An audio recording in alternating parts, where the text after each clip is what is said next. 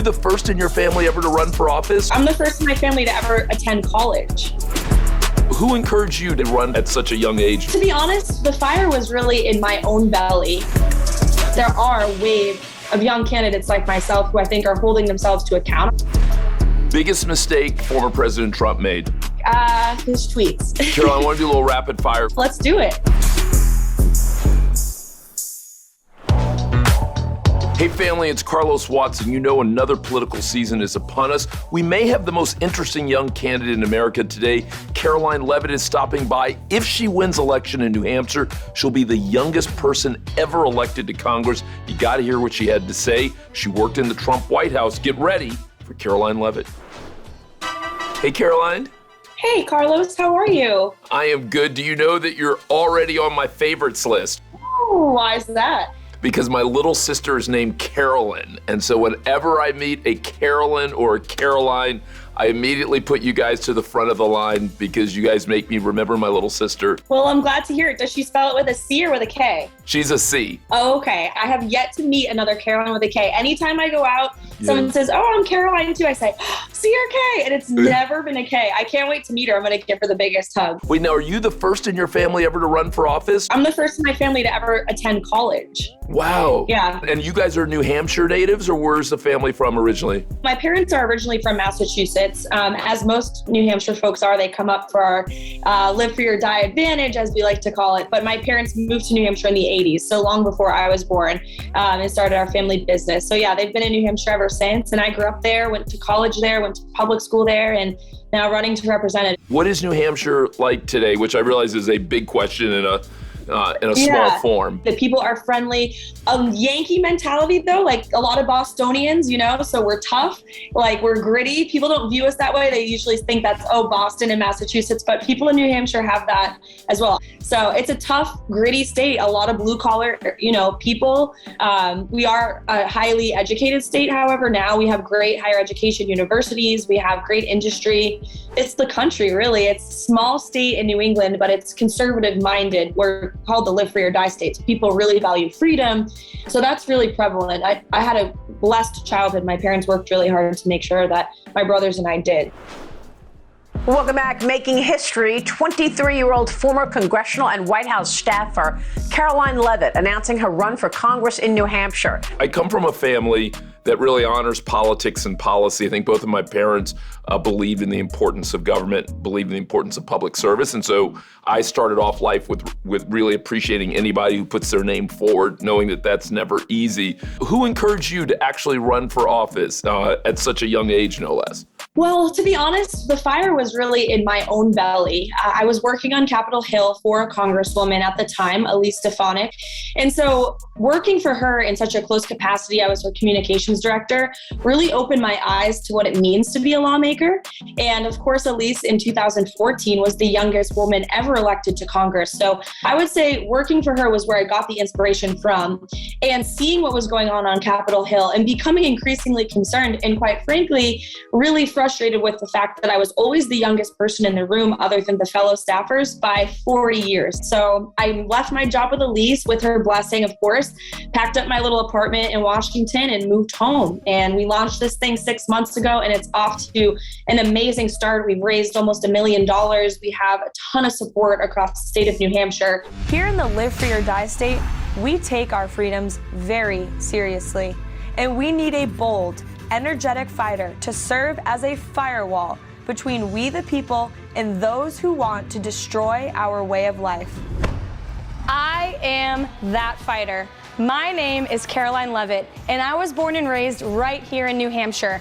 And I'm really blessed to be recognized by folks like yourself at the national level for my age and for what I'm doing, which is what I hope and aspire to do. I want to encourage other young people, Democrat or Republican, to step up and run. Who else can you learn from, Caroline? Who else has given you good advice besides Congresswoman Stefanik?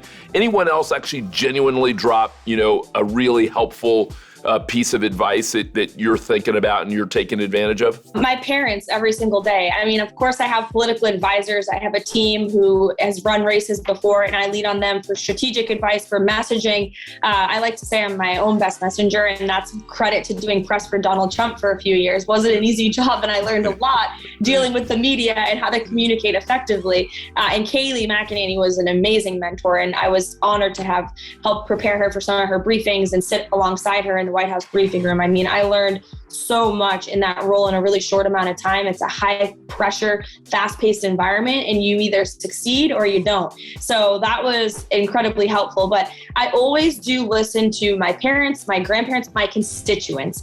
That is whose advice I honor the most. Talk to me a little bit about issues, Karoline, and I'm sure there are lots of issues you're paying attention to and you're going to necessarily need to deal with, both as a candidate and perhaps as a member of Congress. But are there 2 or 3 issues that really, matter to you, that penetrate, that are personal as well as professional for you? Absolutely. And thank you for asking about them.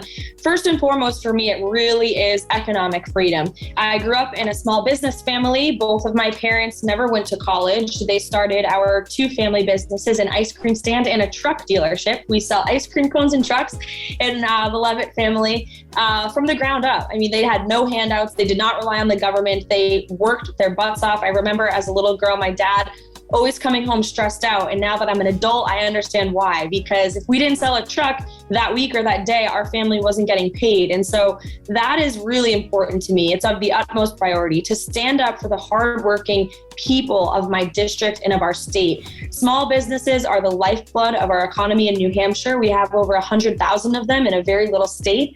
Over half of our workforce is employed by small businesses. And so making sure that the federal government is not trampling on their rights to do business, is not disincentivizing them from becoming prosperous. It's encouraging them to employ people in our communities. We've really seen the federal government overreach in a lot of ways over the last year. So my goal as a congresswoman at the federal level is to roll back some of those regulations, is to pull the heavy hand of the federal government away, because we do it really well at the state level in New Hampshire. So that's really important for me, number one. Secondly, the issue of education is near and dear to my heart. And I knew this would be an issue I'd champion and want to run on. I'm a product of the New Hampshire public school system myself, but this has become a priority for me, talking to the voters in my district. They are increasingly concerned with what's going on in our public school system. They are showing up at school meetings. These mama bears are out full force with the homework assignments their kids are being given that they feel are unfair. We need to increase our academic standards in this country. We need to ensure state and local control of our education system. So again, when I go to Washington, I don't want to expand the Department of Education. In fact, I'd love to get rid of it and return those tax dollars to our state and local communities so that these parents feel as though they really have a voice. And we've seen that, again, really be lost over the last year. So those are the 2 issues that are near and dear. Again, there's so many, fixing our southern border, ensuring that the fentanyl that is coming in at our southern border stops. We've been hit really hard by the opioid epidemic here in New Hampshire. First responders get the call multiple times a day. Unresponsive person. In Manchester, New Hampshire, it's code for someone deep in the clutches of an overdose. I've lost friends and family members due to the scourge of drug abuse. So that's a really personal issue to me. And I know it is to many Granite Staters as well. Talk to me a little bit. If someone were to push back on you and they would say, hey, Karoline, clearly you're smart.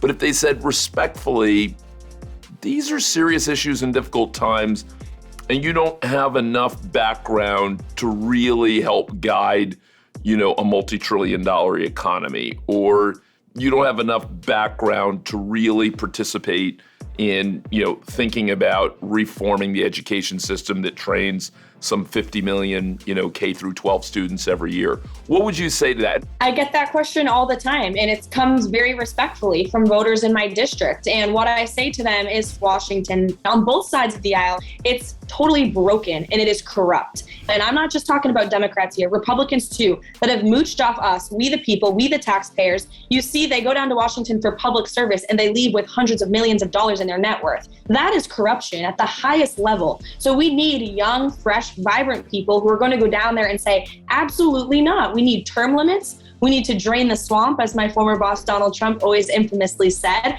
And what does that mean? It means getting rid of the bureaucracy and the corruption, again, on both sides of the aisle. DC desperately needs a new wave of leadership.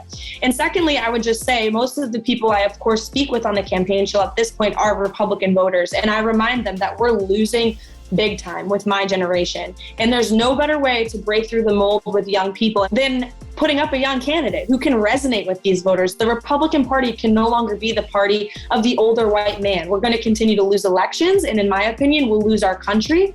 I mean, look at our history. It's always young people who step up to the plate in the most critical moments. So if you want real change, let's shake it up. And let's elect people who go down there with a new vision and with new ideas and with a true love of country and public service. And will not only walk the walk on term limits, talk the talk, but will walk the walk too.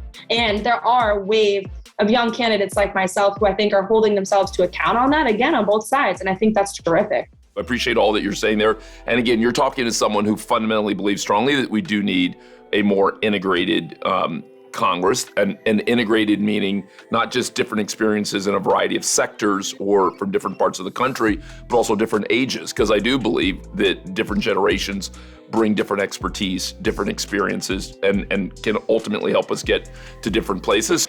Talk to me a little bit about matters of race. You know, a year and a half ago, sadly, in many ways, you know, we saw what happened to George Floyd and Breonna Taylor, which led to these protests across the country, the Black Lives Matter protests. In many ways, it was an important set of conversations that were kickstarted, but it hasn't always been an easy and smooth one.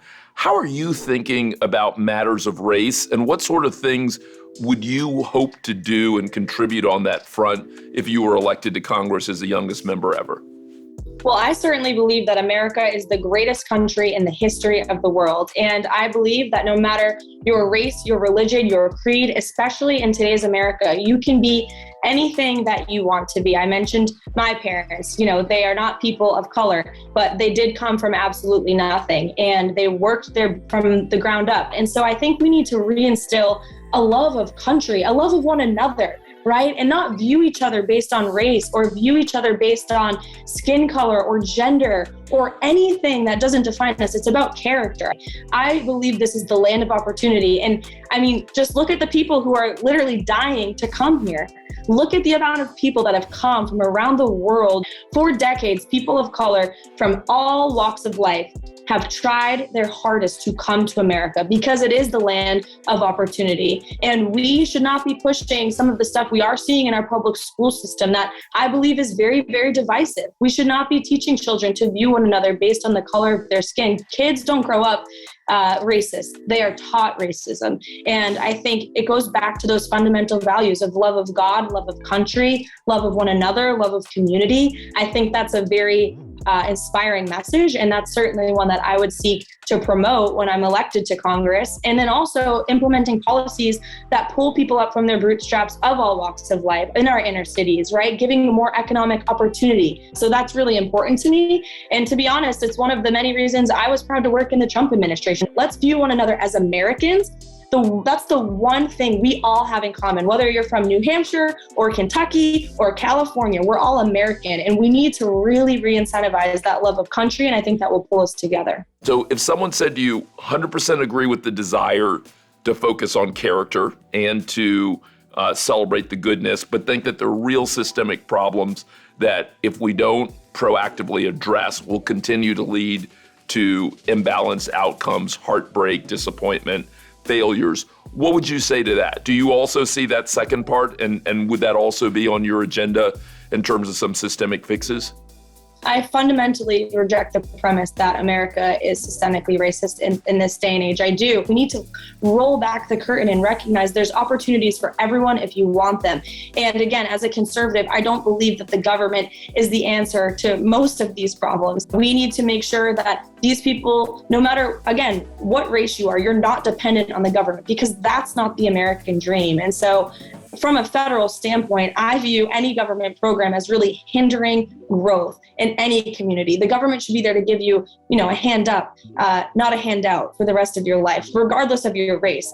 So I think we've actually seen over the last few years, a regression and some of the progression that Martin Luther King and so many pioneered for so long. And so again, it goes back to viewing one another not for the color of our skin. I think that the media has a lot of sensationalism to do with some of the divisions we see in this country. I believe that the overwhelming majority of Americans are good people who love one another and who respect one another. And you see that every day. So just reminding ourselves of that as well, I think is really important.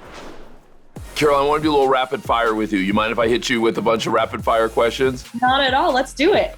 Democrat you'd most like to collaborate with or work with? Joe Manchin. Okay, all right, give me another one. That's cheating. Okay, give me another one. All right, I have to say, I don't know if we'll ever be able to collaborate together, perhaps on term limits or some of those issues, but when I get to Congress, I would like to sit down with Alexandria Ocasio-Cortez. I respect her fire. I respect her hustle. I vehemently disagree with her own policy. Let me just say that for all the conservatives listening. So I don't know if we'd ever have room to compromise on much, but I do respect her hustle and her grind, and I get it firsthand now. Regardless of party, it takes a lot of work to do this. So I would love to sit down with AOC, absolutely. Biggest mistake former President Trump made? His tweets. Your karaoke song? Born in the USA by Bruce Springsteen, actually.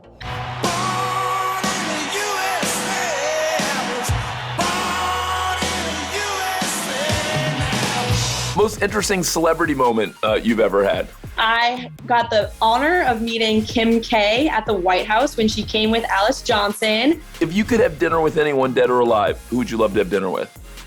My deceased grandfather, actually. I never had a relationship with him, and I would love to sit down with Jesus Christ. I think that would be quite the conversation as well. Karoline, thank you. Thank you. Good luck to you. Thank you so much. Let's keep in touch, Carlos. I look forward to. I hope to come to New Hampshire. I hope to see you there. Hey, hope you enjoyed meeting Karoline Leavitt. Something tells me she's going to win. I think she's going to be a very interesting member of Congress. Says so much about how our world is changing, Gen Z more important than ever before. You've heard us talk a lot about it on this show. Certainly what we saw in Virginia with conversations around the schools has become an important one, particularly in predominantly white areas. Hey, I hope you're enjoying the Carlos Watson Show. If you are, remember every weekday, got a little more magic for you. Come see us soon.